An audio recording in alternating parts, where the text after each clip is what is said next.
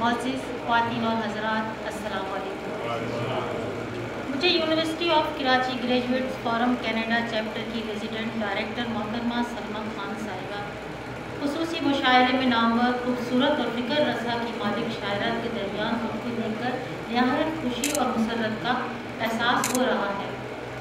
میں University of Karachi Graduate Forum Canada chapter کی resident director محترمہ سلمہ خان صاحبہ کی تہ دل سے ممنون ہوں کہ انہوں نے ڈاکٹر عالیہ امام صاحبہ کی صدارت میں مجھے مہمان خصوصی بنا کے توفیق دی۔ ایسی ہی قدردانیوں کا مظاہرہ ہم لوگ ٹورنٹو میں University of Karachi Graduate Forum Canada کے executive director Urdu T V کے سربراہ جناب تسلیم الہی مفتی صاحب کے ادبی پروگراموں میں اکثر دیکھتے ہیں کہ وہ کس طرح شعراء اور شاعرات کو اپنے پروگراموں میں متعارف کراتے ہیں اور اپنے علمی اور ادبی تقریبات میں نمایاں مقام دیتے ہیں اور ان کی تدوین اور اشاعت میں بے لوث تعاون کرتے ہیں۔ ان کی ملکی اور بیرون ملک ادبی خدمات قابل تحسین اور ہمارے لیے قابل فخر ہیں۔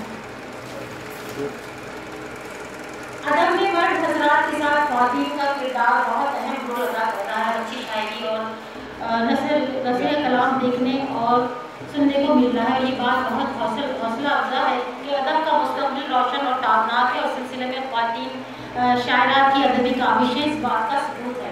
ادب میں آنے والی نسل کے لیے سرمایہ ہونا چاہیے اور نئے آنے والے اقدار شعراء کی ہمت افزائی اور پذیرائی ضروری ہے، ورنہ نیا ٹیلنٹ کہیں دب کر رہ جائے گا۔ اور معذرت کے ساتھ کہ ادب میں گروپ بندی اور پسند اور ناپسند اور ادب کی بہتر مستقبل کے لیے بہتر نہیں ہے،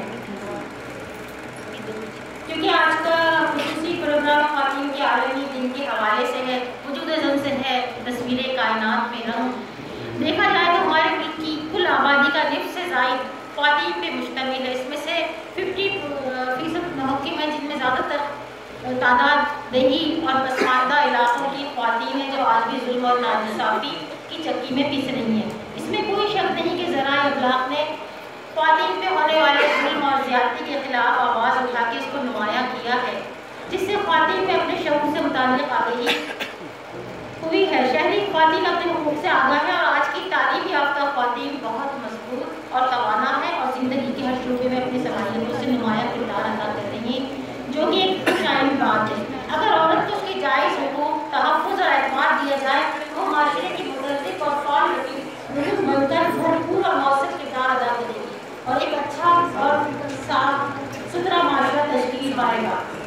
ساتھ ہی ضرور ہے کہ خواتین بھی اپنے منفی رویوں میں غور کریں اور آپسی رشتوں کے حقوق کی پاسداری کریں۔